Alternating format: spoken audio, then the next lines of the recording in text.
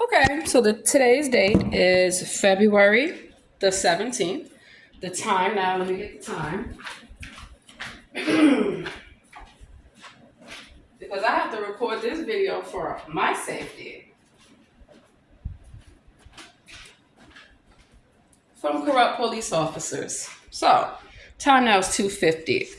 On February, actually, let's start with the first thing. January the 5th, an employee who represented themselves as a Verizon employee got access to my building from the front desk, because whenever you have a guest at your property, you have to let them in. Wait a minute, this officer is fucking calling me back now. Are you kidding me? Let me record it. This is unbelievable. But luckily, the jury will believe me. Hold on. Video. I mean, why is he calling me back? I've made it clear. Hold on. Let's call him back and I'm going to record the situation. But I'll tell you briefly. So the problem is, not only did a Verizon employee, they let them in the front desk, which they're not supposed to do. They're supposed to check in, they're supposed to sign in with the front desk. So when Verizon comes out, we can't find the technician. We can't find the name of the technician. However, when the technician got into my building, he immediately said that he knew me from Baltimore, which is a lie. There's a person in Baltimore who got arrested using my identification. So then he makes comments about the security system. Oh, and it takes a long time for you to hit your key fob, for you to get in the building. Yeah, that's true. Why are you making note of that? So then while he's in my apartment, he's making comments that he sells drugs to East Baltimore PD, that the sheriff in Hagerstown protects him. Tell me more. So I immediately raised that as a red flag, as a concern of safety. There's been several occasions where the front door to my building has been left wide open, and I took pictures of that. And other residents have spoken up about that. So when you have a key fob and you have a secured building, that means unless you let a person in, they're not allowed to come in your building. That includes the police. The police are not allowed to come to your private residence unless there's probable cause. They see you in plain view committing a crime. You are in hot pursuit, you're fleeing from the police, or there's a warrant out for your arrest. So ironically, I've been stalked and harassed by individuals using my identification. So I went to the property manager about that in writing, an email. I also made sure that I reached out to Verizon, because here's the issue. If someone got access to the building, they're supposed to sign in and check in. And then they're supposed to call me and I'm supposed to let them in. I never got a call to let them in, except for the front desk called me to tell me to come downstairs to obtain them. So that's one issue. Now, the second issue is that the same day that I went to the property manager and I not only made my identity theft concerns known, the fact that I've had issues with stalking and harassment at my private residence where I work, the whole nine, but that also you cannot give out information about me to people calling up here. So I used to be a case manager for the homeless, try to help some people out. Can I help people that don't want to help themselves? This individual, Sarah West, called James at the front desk and he gave them information about my whereabouts. So I put that in an email to Mike. You cannot have this, but this cannot be. Anyone that calls for me, not allowed. You're not allowed. And then so ironically, he tells me that never happened. But the same day that I expressed concerns about the front door, and he said, well, they can't get on the elevator, magically, somebody watches me going in the side door. Now, I was just told by, what's his name and his badge number? Because now he's harassing me, he keeps calling me. Right? This is Sergeant Gary Guard, badge number 2864. So the first officer, we'll deal with him. But before I get there, it just so happens that, again, front desk, you have to go through the front desk. So the front desk was letting someone else in the building. This person should have gone in the front area. If they were a visitor here, then their guest is responsible, the tenant is responsible for letting them in, not me. And the tenant knows that. So now I got to find out who is this tenant that had this guest come in here and do this, because they know they're supposed to get their own guest. And if this guy was a guest and he knows the proper procedure, you don't come in behind my key fob. Now, the front desk is alleging that the door was open. The door was not open. So when I called for assistance, because this person should not ask me, am I going up or down? And I said, no, use your own key fob. At that point, they could have easily just stated that they were a guest and waited for their guest or called their guest. This didn't occur. The cameras show I was downstairs. I moved away from them. The person followed me on the camera and said, I'm a criminal. I'm a bad woman. Really? Really? Where'd you get that information from? And you can also, I'm shown on camera going to the front desk. So how was it that I went to the front desk and said, you need to assist this guy? But he continues yelling and screaming, where did his guest come and get him? If that's their guest. It's in the rules. You can't let other people on the elevator.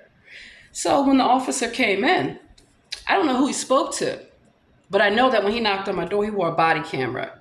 At no time did he acknowledge that this person was a guest of someone. He did not. He wore a body camera. I also have cameras, so that also shows the police are lying. Now here's the issue with that.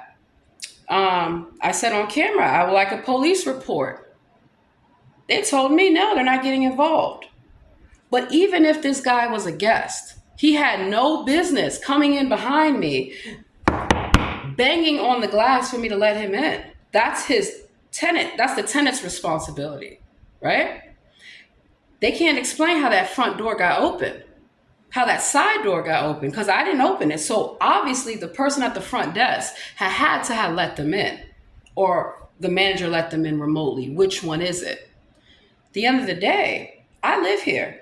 So when you invite someone, you're responsible for their actions. You're responsible for their behavior. So to the tenant whose guest is on camera doing this to me, harassing me, demanding that I let them on the elevator, you're getting sued. Yeah, I'm going to sue the property manager and the tenant directly, because now I'm going to find out who the tenant is. And they're getting sued. That's your guest. You have to control your guest behavior. You're supposed to let your guest in, not me. So why would this person be on camera doing all these things if he was a guest? Right? Exactly. So I have the officer telling me he's not getting involved. I went to Mike. I want the cameras reviewed, because it doesn't make sense that I talk about being stalked and harassed and someone tries to come in behind me. And now all of a sudden the story now changes. The story now, according to Gary Gard, is that the officer talked to the front desk and the front desk told them that this person was a guest. Really? They didn't say that to me. That person called me on my personal cell phone. So why would they be checking in on me? How could that possibly be? Even if that were true, I have a right to not be harassed. I have a right it's called slander and libel. So when that individual pointed at me, I'm a bad woman, I'm a criminal, that's slander, that's libel, that's defamation of character. Can't do that unless you want to be sued. So I'm glad to know that it is a tenant in the building. And I'm going to find out the exact tenant who has their guests coming in here doing these kind of behaviors, because that violates my lease. That violates my privacy. That violates my right to use the common areas. And I'm not responsible for letting other people's guests up. I have a right to tell someone, no, I will not let you up. So it is harassment, and it clearly. So we're going to find out who in my community is doing this. And no, the property manager is not going to protect them. The police are not going to protect them, because that's the first thing that Mike said. The police don't believe you. I want a police report, not an incident number, before I review the cameras. Really, I pay my rent. That means I'm a tenant. I have a right to feel safe in my own building, safe in my own unit.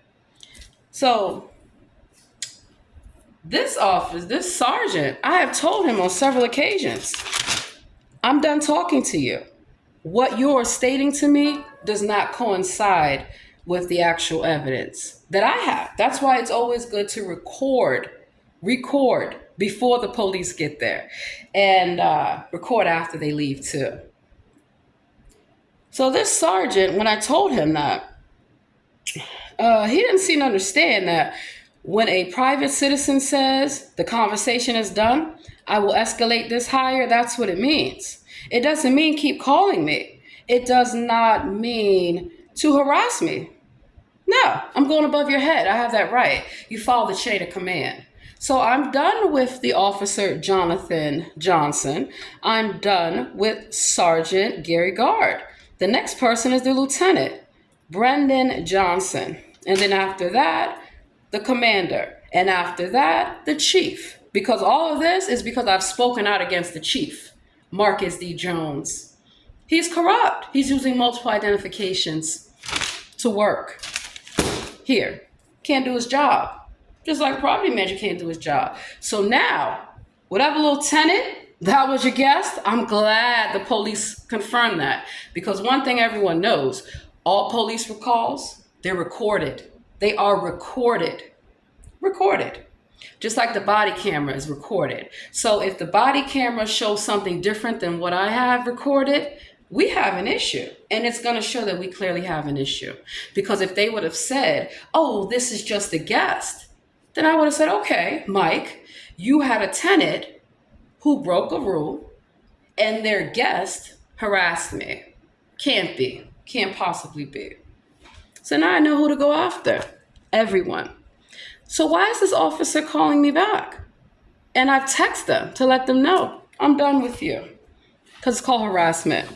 They don't want me to file a lawsuit. So I'm worried that now they're going to come to my building to harass me. They're going to come to my building to say, oh, we think you're a danger to yourself or others. I'm not. So if anything happens to me, it's all on YouTube. It's all recorded. But we're not letting this go. So it looked like they have dug a hole they can't get themselves out of. You always have the right to go up the chain of command. And you should. If you don't get the response that you feel you are due by one officer, they have a supervisor. Now, it just so happens that today is Saturday. So how is it that the supervisor is not in the office until Tuesday? So if there's an issue with this officer, there's nothing that anyone can do. That doesn't make sense.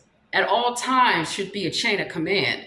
He's not the commander, so he can't be the highest ranking officer there.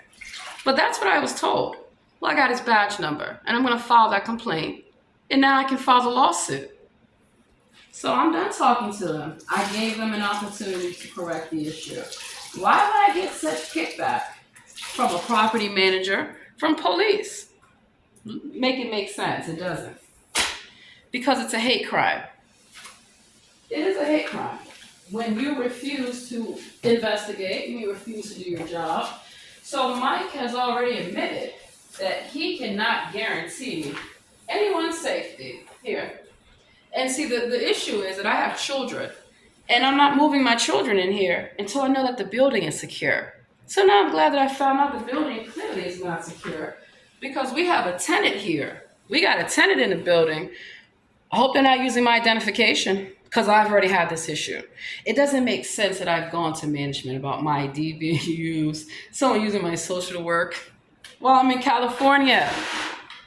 So I had to come back to Maryland to have this addressed.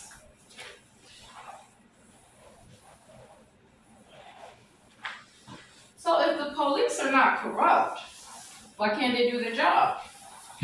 Because even if this person was a guest of someone's, they have no business interacting with me. They have no business talking to me. They have no business, period. And if they were a guest, how come during that whole time I didn't see anyone let them up on the elevator? I went to the bathroom where I knew they couldn't come because they're a man. They're not supposed to be there. So looks like the only way to get these cameras reviewed, because even Verizon said they wanted the cameras reviewed. Should I sue Verizon? Because I was given the information by the management company. So that's why, we got an issue. But I'm making this video for my safety because I don't want this sergeant stalking me or harassing me. Because a lot of times when you file complaints upon them, they get upset when you know your rights. He tried to overtalk me. It's not going to happen. Absolutely not. I'll get that later. Especially when you're wrong. So I'm making this video to show I'm cleaning up my place. That's what I'm doing. And I'm filing lawsuits and I'm filing complaints. And I don't expect to keep being called by this officer. So let's give this officer a call. He wants to call me so much.